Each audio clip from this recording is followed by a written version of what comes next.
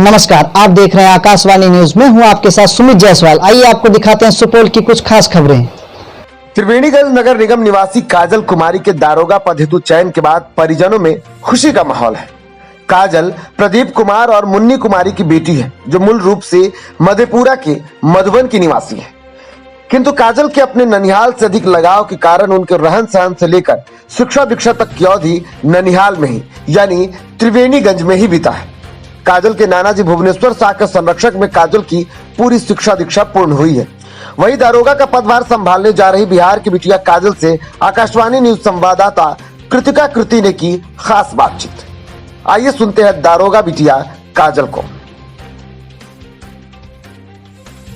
नमस्कार, आप देख रहे हैं आकाशवाणी न्यूज। मैं हूं आपके साथ कृतिका कृति। कहते हैं सपनों के उड़ान की बुलंदियों का नाम ही सफलता है, जिसे कठोर मेहनत, तप और परिश्रम से ही हासिल किया जा सकता है।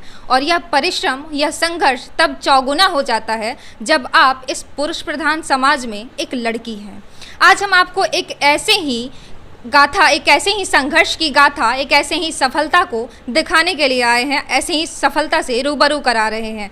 आज हमारे साथ हैं काजल कुमारी, जिसने दरोगा की परीक्षा को उत्तीर्ण कर एक नया मुकाम हासिल किया है। आइए आज हम उनसे बात करते हैं। सबसे पहले तो काजल, आपको आकाशवाणी न्यूज़ के पूरे टीम की तरफ से हार्दिक बधाई, बहुत सारी शुभकामनाएं। कैसा अनुभव कर रही हैं आप इस मुकाम को हासिल करके? थैंक यू सो मच और मैं बहुत ही ज़्यादा खुश हूँ। सबसे ज़्यादा तो इसलिए क्योंकि जो खुशी हमको मेरे फैमिली के फेस पे मिल रहा है देखने को, उसके लिए बहुत ज़्यादा खुश हूँ। उनके खुशियों में मतलब और भी ज़्यादा खुशी उससे मिल रही है कि वो खुश हैं। अभी की खुशी और जब आप तैयारी कर रही होंगी, फिजिकल वर्क, पढ़ाई, अदर एक्टिविटीज़, कैसा रहा होगा वो दौर? कितनी कठिनाइयाँ आई हैं?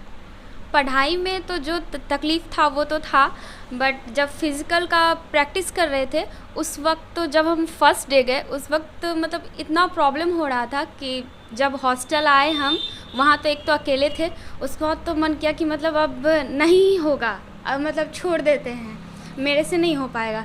मगर फिर जब आगे गोल दिखा, फैमिली का खुशी दिखा, तो लगा क्यों नहीं हो पाएगा। आखिर वहाँ पे जितनी भी लड़कियाँ हैं वो भी तो एक लड़की ही है ना, आखिर कर रही है तो मेरे से फिर क्यों नहीं। तो फिर सब इजी लगा। उसके बाद मतलब कुछ दिन बाद फिर सब इजी लगा। ये अपने संघर्ष के दिनों को याद कर भावुक हो रही है और भावुक होना लाजमी भी है। मैं एक और चीज़ जानना चाहूँगी। बतौर लड़की ये काफ़ी कठिन दौर रहा होगा आपके लिए, ख़ास तौर पर फिज़िकल वर्क तो काफ़ी ज़्यादा माना जाता है और घर से बाहर, परिवार से दूर।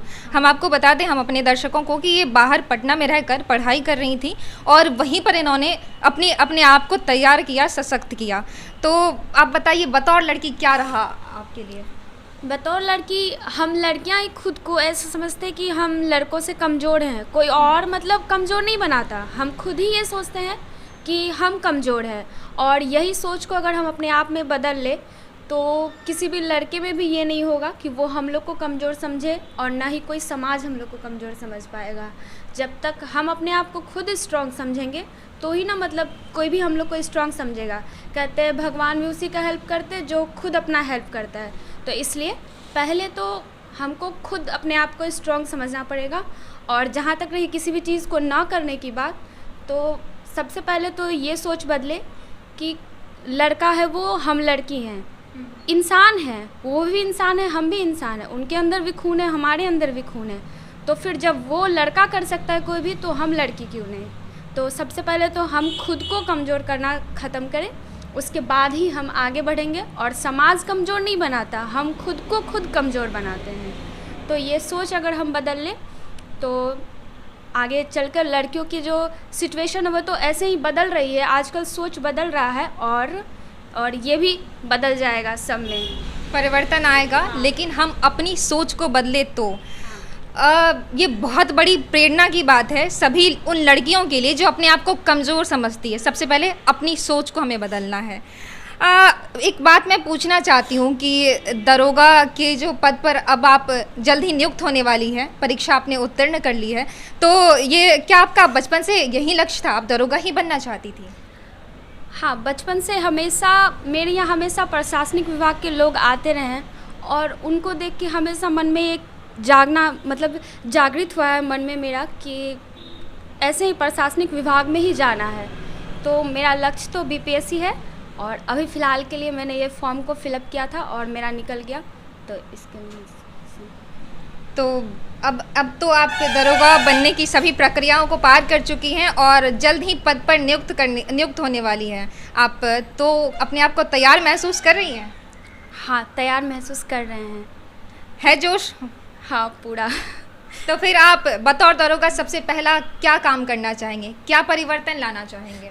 बतौर दरोगा मतलब जहाँ कहीं भी मेरा पोस्टिंग होगा, सबसे पहले उस जगह के बारे में जानकर वहाँ पे जो कुरीतियाँ हैं या फिर जो भी है मेरे अंडर जो वर्क आएंगे उसको तो सबसे ऑनेस्टली करने की कोशिश करूँगी पूरे तरह से।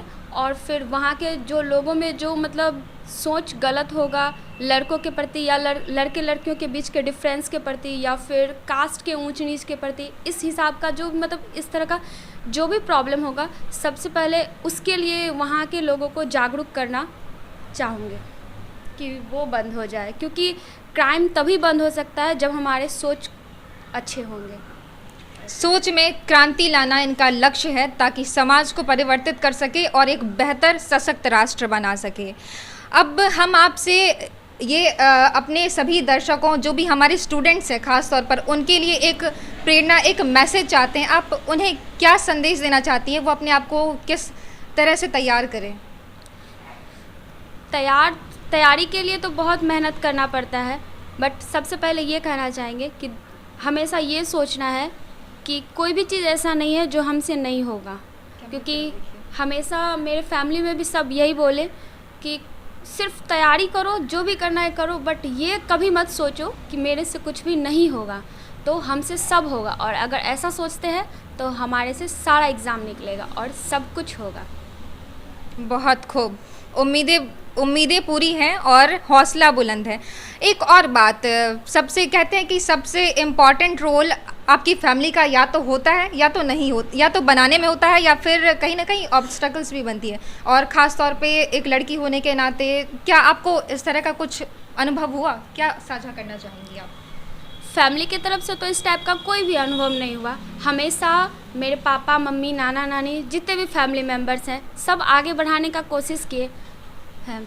इसके लिए कोई भी मेरी फैमिली में कभी कोई भी प्रॉब्लम नहीं क्रिएट की कि हाँ मतलब तो ऐसे होता है ना कि मतलब लड़के हैं तो उसको पढ़ाए या फिर लड़कियां हैं तो उसको थोड़ा बहुत कम, ऐसा बहुत सारे फैमिली में देखने को मिला है। बट मेरे फैमिली में ऐसा कुछ भी नहीं मिला।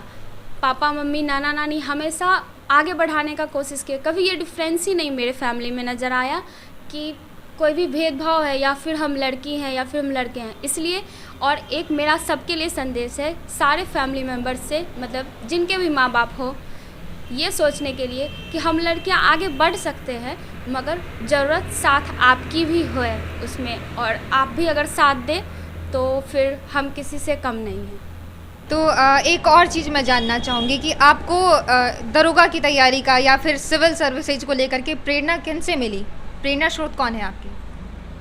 ऐसे प्रेरणा का अगर बात करें तो मेरे यहाँ हमेशा से प्रशासनिक विभाग के अधिकारी आते रहे हैं, उनको देख के और फिर उन्हीं से प्रेरणा मिली कहे तो। और ख़ासकर अपने नाना जी से प्रेरणा मिली, उनका जो भाव था उनसे प्रेरणा मिली, मम्मी पापा से प्रेरणा मिली, और ख़ासकर मेरे जितने भी फ्रेंड्स थे वो उनसे भी प्रेरणा मिली। मेरी एक फ्रेंड थी, वो हमेशा बोलती थी जब कभी भी मतलब थको तो ऐसा सोचना कि थोड़ा सा और करना है तब थकेंगे। तो ये बात उसका बहुत प्रेरणा दिया। और भी सब जितने भी थे मेरे फैमिली मेम्बर्स में जितने भी हैं सबसे बहुत प्रेरणा मिली। उन्हीं से जो हिम्मत मिला उसी से आज ये कर पाए हैं, नहीं तो पता नहीं शायद क्या। और इन्हीं सब के प्रेरणा की वजह से ही आज हम यहाँ पहुँचे हैं और आगे भी पहुँचेंगे, तो बस उनकी ही वजह से। आपकी जो प्रेरणा रही है कि थोड़ा सा और, आपकी फ्रेंड की लाइन जो थोड़ा सा और करना है बस, ये अब लगता है कि देश की बाकी लड़कियों के लिए भी प्रेरणा बनने वाली है। सो थैंक्स टू यू, उन सब की तरफ से थैंक यू, क्योंकि आप उनको एक मैसेज दे रही है कि थोड़ा सा बस और करना है हमें और हम बेहतर कर सकते हैं, सफल हो सकते हैं। क्या आप किसी कुछ खास लोगों को भी क्रेडिट देना चाहेंगी अपने परिवार के, जिन्होंने आपको मोटिवेट किया, आपको तैयार किया? कुछ खास बातें या कुछ मेमोरी शेयर करना चाहेंगे हमारे दर्शकों से? हाँ, ऐसा बहुत सारा मेमोरीज़ है जो हमको मेरे फैमिली से मिला, जिसके वजह से आज हम यहाँ पर पहुँच पाए। बहुत सारे कुछ है, जैसे मेरे लिए मेरे नाना जी का प्यार हुआ। वो जब मतलब हम इतने एक्टिव नहीं थे, मतलब सोए रहते थे, जब फॉर्म भी फिलअप किए थे ना तो भी सोए थे। मेरे साथ मेरे नाना जी इस एज में भी मेरे साथ दौड़ के वो हमको दौड़ना सिखाए। मेरी छोटी बहन है, वो मतलब मेरे साथ दौड़ती थी और वो थकती नहीं थी। हम थक के रुक जाते थे और वो थकती नहीं थी, तो हम उसके साथ मतलब थोड़ा शर्म से ही 2 चक्कर और लगा के रुक जाते थे। तो वो ये सब प्रेरणा स्रोत है। मेरे पापा, मेरी मम्मी, सब प्रेरणा स्रोत है। सबका मतलब जो भी था, कभी आज तक किसी भी चीज़ का कमी नहीं होने दिए। ये चीज़ सबसे बड़ा प्रेरणा स्रोत है और मेरा भी आगे यही सपना है कि उनको भी किसी चीज़ की कभी कमी नहीं होने दे। ये चीज़ सबसे बड़ा प्रेरणा स्रोत है। बढ़िया लक्ष्य है आपका, और बहुत सबसे बड़ी बात ये कि आपके अपने खुद को थका रहे थे ताकि आप न थकने पाएँ और आप सफल तो हो। बहुत बहुत धन्यवाद आपका। आपने बहुत सारे ऐसे मैसेज दिए जो पूरे देश की बेटियों के लिए, पूरे देश भर के स्टूडेंट के लिए बहुत प्रेरणा का स्रोत बन सकते हैं। आपका थैंक यू और once again congratulations. Thank you. तो आपने सुनी ये प्रेरणादायी गाथा, प्रेरणादायी माध्यम आपको मिला, एक स्रोत मिला। ऐसे ही तमाम नई वीडियोस, नई खबरों, नई जोश और बुलंदियों से भरी कहानियों के लिए देखते रहिए हमारे चैनल को, आकाशवाणी न्यूज़ को। और हाँ, अगर वीडियो पसंद आए तो लाइक और शेयर ज़रूर कीजिए। Thank you.